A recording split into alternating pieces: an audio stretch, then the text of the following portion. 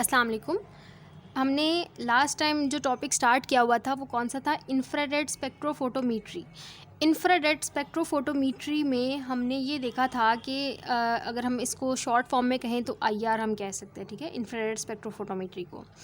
तो IR spectroscopy ऐसी technique है, ऐसी एनालिटिकल टेक्निक है जिसमें कि हम आईआर रेडिएशंस फॉल करवाते हैं अपने सैंपल पर और उसके बाद हमें एक स्पेक्ट्रा मिलता है। उस स्पेक्ट्रा को हम इंटरप्रेट करते हैं और वो स्पेक्ट्रा जो है वो हर मॉलिक्यूल का या हर सैंपल का डिफरेंट होता है। तो इसका मतलब है कि अगर वो यूनिक प्रॉपर्टी है किसी भी सैंपल की तो हम उसको आइडेंटिफाई कर सकते हैं। हमारे पास अननोन सैंपल आया, हमें नहीं पता ये कौन सा सैंपल है, हम उस पर आईआर रेडिएशंस फॉल करवाएंगे और आईआर रेडिएशंस के रिस्पांस में हमें एक स्पेक्ट्रा मिलेगा। वो जो स्पेक्ट्रा मिलेगा उसको हम अपनी लाइब्रेरी से चेक करेंगे। हमारे पास एक लाइब्रेरी होगी, उसमें हम चेक करेंगे कि ये जो स्पेक्ट्रा हमारे पास आया है ये स्पेक्ट्रा किससे मिलता है।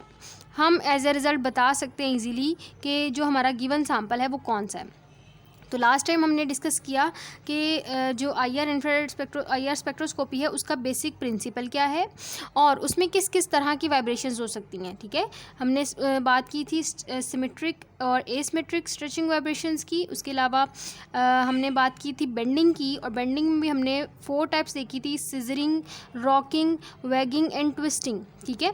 और इसमें भी हमने बताया था कि जो सिजरिंग एंड रॉकिंग है ये इन प्लेन बेंडिंग वाइब्रेशंस होती हैं और वैगिंग और ट्विस्टिंग जो out of plane bending vibrations होती है, ठीक है। अब हम बात करेंगे नेक्स्ट एक लॉ की, मतलब कि आपके पास आईआर स्पेक्ट्रा आ गया है। अब आईआर स्पेक्ट्रा मतलब आपने रेडिएशंस फॉल कराई।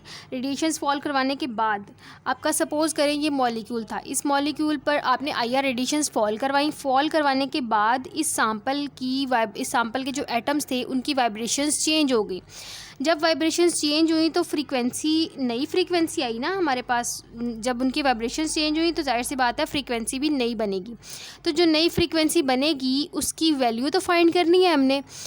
जो वैल्यू हम फ्रीक्वेंसी की फ़ाइंड करना चाह रहे हैं, या हम फ्रीक्वेंसी फ़ाइंड कर लें नई वाइब्रेशंस की, या हम उनका वेव नंबर फ़ाइंड कर लें, ठीक है।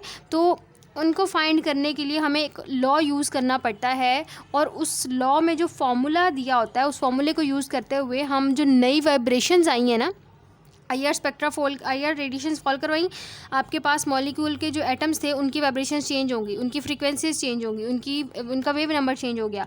उस वेव नंबर को उसकी फ्रीक्वेंसीज़ को अगर हमने फाइंड करना है तो उसके लिए हमें कौन हमारी हेल्प करता है? हुक्स लॉ, ठीक है। हुक्स लॉ हमारे लिए जो है बहुत ज़्यादा हेल्पफुल साबित होता है कि हम स्ट्रेचिंग फ्रीक्वेंसीज़ को या फिर वेव नंबर को फाइंड कर सकें। किसका वेव नंबर? मैं दोबारा से रिपीट कर रही हूँ। आपके पास जब एक तो वाइब्रेशन आईआर रेडिएशंस फॉल करवाने से पहले की है, सपोज करिए ये मॉलिक्यूल था, इसमें वाइब्रेशंस जो थी वो हो रही थी। उसके बाद मैंने इस मॉलिक्यूल पर आईआर रेडिएशंस फॉल करवाई। जैसे ही आईआर रेडिएशंस फॉल करवाई तो एज ए रिजल्ट इसकी वाइब्रेशंस चेंज हुई तो फ्रीक्वेंसी चेंज हुई। जो नई फ्रीक्वेंसी आएगी उसको फाइंड मैंने अगर करना है तो मुझे फॉर्मूला यूज़ करना पड़ेगा, और वो फॉर्मूला मुझे कौन देगा? हुक्स लॉ बताएगा, ठीक है।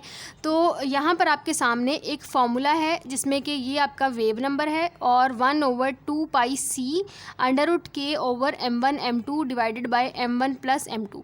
ये जो फार्मूला है ना, इस फार्मूले को हम यूज़ करते हैं स्ट्रेचिंग फ्रीक्वेंसी को या वेव नंबर को फाइंड करने के लिए, ठीक है। बेसिकली ये वेव नंबर का फार्मूला है आपके पास, ठीक है। अच्छा, इस फार्मूले में आपके पास अगर मैं के की बात करूँ ना तो के आपके पास फोर्स कांस्टेंट है। इसकी वैल्यू अगर मैं सिंगल जो है बॉन्ड की बात करूं तो इसकी वैल्यू कितनी है? सिंगल बॉन्ड इसकी वैल्यू है 5 × 10⁵, ठीक है। और इसके बाद इसका यूनिट क्या है? डाइन्स पर सेंटीमीटर, ठीक है। इसी तरह अगर मैं डबल बॉन्ड की बात करूं, मतलब किसी मॉलिक्यूल में अगर डबल बॉन्ड आ जाए तो उस मॉलिक्यूल के लिए मैंने के की वैल्यू क्या रखनी है? उसकी जाहिर सी बात है आपके पास सिंगल मॉलिक्यूल, डबल और ट्रिपल मॉलिक्यूल तीनों जो है तरह का सैंपल आ सकता है। तीनों तरह के सैंपल पर आप आईआर रेडिएशंस फॉल करवा सकते हैं। तो अगर आपने सैंपल जो है, अगर आपके सैंपल में डबल बॉन्ड है तो फिर आपकी जो के की वैल्यू है वो कौन सी पुट करेंगे आप? फिर आप के की वैल्यू पुट करेंगे 10 × 10⁵ डाइन्स पर सेंटीमीटर, ठीक है।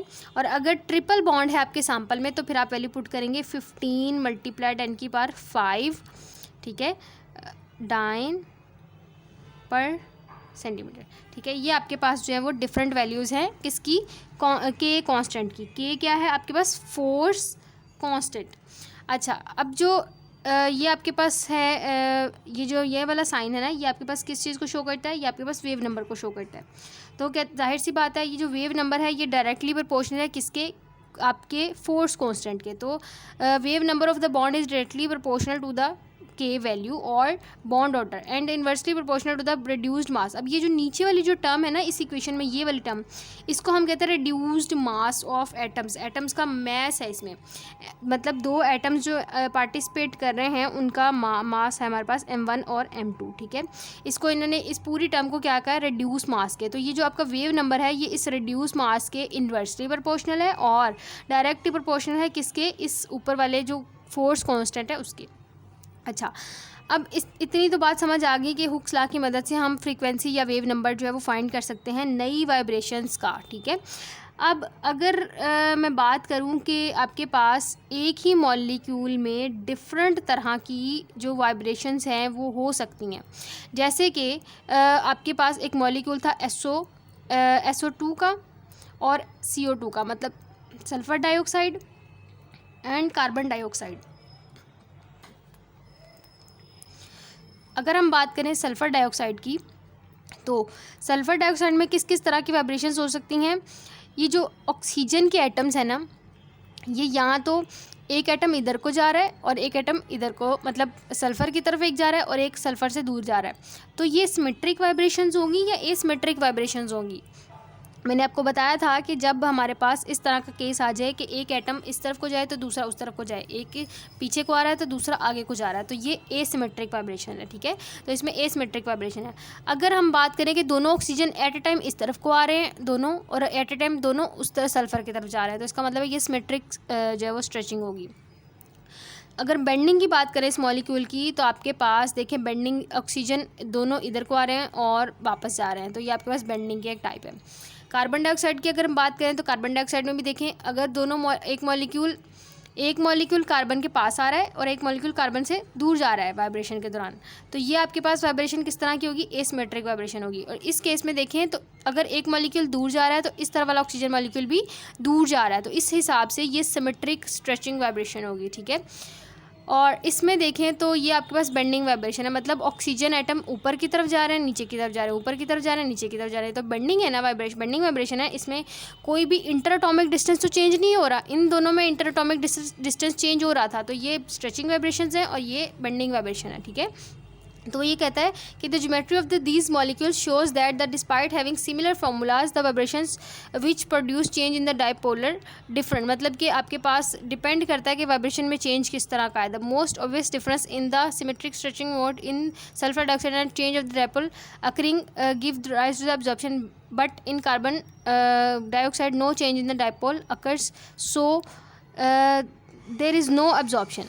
अच्छा, वो ये कह रहा है कि आपके पास जो कार्बन डाइऑक्साइड है ना, कार्बन डाइऑक्साइड में जो डाइपोल मोमेंट है वो चेंज नहीं होता, तो इस वजह से आपके पास डाइपोल मोमेंट ही नहीं है, तो उसकी वैल्यू, डाइपोल मोमेंट की वैल्यू 0 है, तो आपका कार्बन डाइऑक्साइड जो है वो वैल्यू नहीं देगा। लेकिन जो सल्फर डाइऑक्साइड है उसमें ऐसा होता है, उसमें डाइपोल मोमेंट चेंज होता है, जिसकी वजह से हम कह सकते हैं, या उसकी डाइपोल मोमेंट की वैल्यू है, तो इसका मतलब हम कह सकते हैं कि ये IR एक्टिव है और ये IR इनएक्टिव है। ठीक है, तो इस लेक्चर में हमने सिंपल देखा कि हुक्स लॉ को हम यूज़ करते हैं। हुक्स लॉ हमें बताता है कि जब भी किसी मॉलिक्यूल पर IR रेडिएशंस फॉल की हैं और उस फॉल करने के बाद उस मॉलिक्यूल के एटम्स की फ्रीक्वेंसी में चेंज आया है और या उनके वेव नंबर में चेंज आया है, तो वो कितना चेंज आया है, नई जो फ्रीक्वेंसी या नया वेव नंबर जो आया है वो किस तरह का आया है, कितनी वैल्यू का आया है, उसको हम फाइंड करते हैं हुक्स लॉ के ज़रिए। और दूसरा हमने बात की कि आपके पास अगर हम दो मॉलिक्यूल लें, एक आपके पास सल्फ़र डाइऑक्साइड है और दूसरा कार्बन डाइऑक्साइड है। सल्फ़र डाइऑक्साइड एक नॉन लीनियर मॉलिक्यूल है, इसका अगर हम डाइपोल मोमेंट की वैल्यूज़ निकालें ना तो अच्छी खासी आ जाएंगी, लेकिन जो कार्बन डाइऑक्साइड है इसके डाइपोल मोमेंट की वैल्यू नहीं आएगी, क्योंकि ये एक लीनियर मॉलिक्यूल है। इसका डाइपोल मोमेंट जो इसके जो इंडिविजुअल डाइपोल मोमेंट है वो आपस में एक दूसरे को कैंसिल आउट करेंगे, जिसकी वजह से इसका ओवरऑल डाइपोल मोमेंट की वैल्यू 0 आएगी। और अगर डायपोल मोमेंट की वैल्यू 0 आएगी तो इसका मतलब है कि IR इनएक्टिव है, वो मॉलिक्यूल IR की रेडिएशंस को वो एब्जॉर्ब नहीं करेगा। तो अगर हम सल्फर डाइऑक्साइड की बात करें जो कि नॉन लीनियर है, तो ये IR रेडिएशन को एब्जॉर्ब करेगा और हमें स्पेक्ट्रा मिलेगा। लेकिन ये जो आपके पास कार्बन डाइऑक्साइड का मॉलिक्यूल है, ये IR स्पेक्ट्रा को मतलब IR स्पेक्ट्रा नहीं देगा। जब ये एब्जॉर्ब ही नहीं करेगा तो IR स्पेक्ट्रा भी नहीं देगा। ठीक है, थैंक यू।